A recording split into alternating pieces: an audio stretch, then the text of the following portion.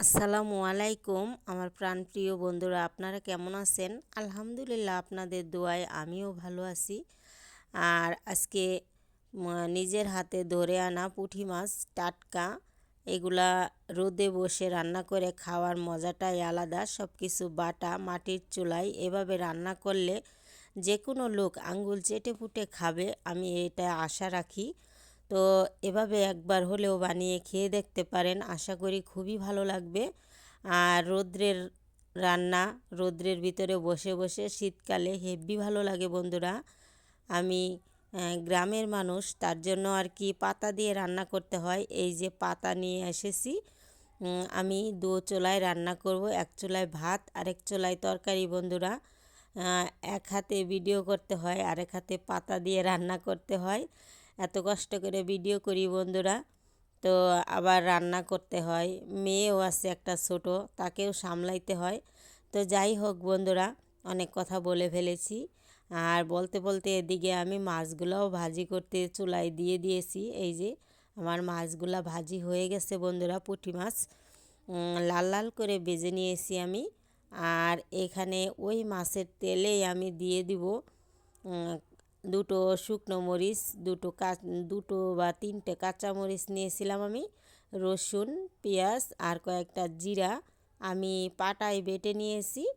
এই বাটা মশলাগুলো দিয়ে তরকারি রান্না করলে মাটির চুলায় খুবই ভালো লাগে বন্ধুরা।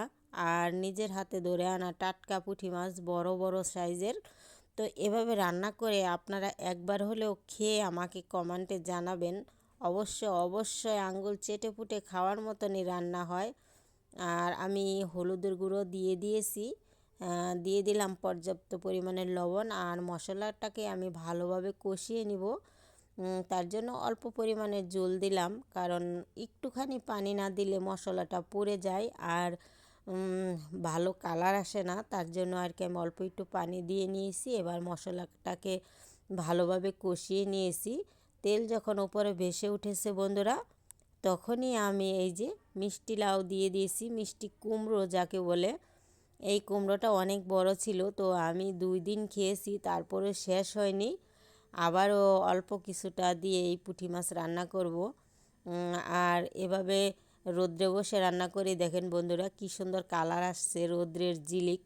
যা রোদ্রে শীতকালে রান্না করলে, যারা গ্রামের বাড়ি থাকে রোদ্রে বসে রান্না করে খায়, তারাই ভালো বোঝে যে এর মজাটা কেমন। দেখেন রোদ্রের জন্য কি সুন্দর কালার হয়েছে, একেবারে মনে হচ্ছে লাল টকটকা।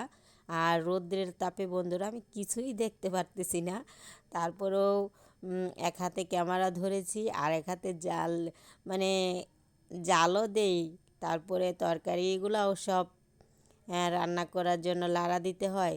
তারপরে মশলা কষিয়ে আমি মিষ্টি কুমড়া কষিয়ে ভালোভাবে কষিয়ে নিয়েছি। আর এখন পর্যাপ্ত পরিমাণে ঝোল অ্যাড করে দিয়েছি। এখন ঢাকনাটা খুলে আমি দেখে নেব এটা কেমন হয়েছে মাছগুলা দেওয়ার জন্য।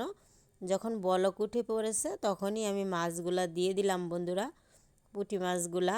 আর পুঁটি মাছগুলা ভাজি করে দিলে খুবই ভালো লাগে বন্ধুরা। যে যেখান থেকে আমার এই ভিডিওটা দেখতেছেন, দেশ ও দেশের বাহির থেকে, কাছে ও দূরের, আজকে যদি কোনো নতুন বন্ধু আমার চ্যানেল ভিজিট করেন, সবাইকে জানাই আন্তরিক শুভেচ্ছা ও ভালোবাসা বন্ধুরা। এই যে আমার তরকারি দেখেন এই পর্যায়ে এসেছে, আমি এখন একটু লাড়া দিয়ে নিব, কারণ একটু লাড়া দিয়ে মাছগুলা একটু দেখে নেব কীরকম হয়েছে। আর বন্ধুরা আমার এই ভিডিওগুলো দেখে যদি আপনাদের কোনো অংশে একটু ভালো লাগে, তাহলে চ্যানেলটা সাবস্ক্রাইব করে বন্ধু হয়ে পাশে রয়ে যাবেন প্লিজ। প্রিয় বন্ধুরা, আমার প্রাণপ্রিয় বন্ধুরা, তো দেখেন আমার তরকারিটা কীরকম হয়েছে অবশ্যই কমেন্টে জানাবেন। আর লাইক করতে কিন্তু ভুলবেন না। যদি ভালো লাগে ভিডিওগুলো তাহলে একটু শেয়ার করে দিবেন, তাহলে আপনাদের এই বোনটা ভিডিওগুলো দিয়ে মনে হবে যে না সার্থক। তো সবাই সুস্থ থাকবেন, ভালো থাকবেন। আর এই যে দেখেন আমার রান্নাটা কি সুন্দর হয়েছে, খেতেও ভারী সুন্দর হয়েছে তরকারিটা, কি বলবো। না খেলে বন্ধুরা বুঝতে পারবেন না যে এর মজাটা কতটুকু গ্রামের রান্না। তো সবাই সুস্থ থাকবেন, দেখা হবে আবার নেক্সট ভিডিওতে।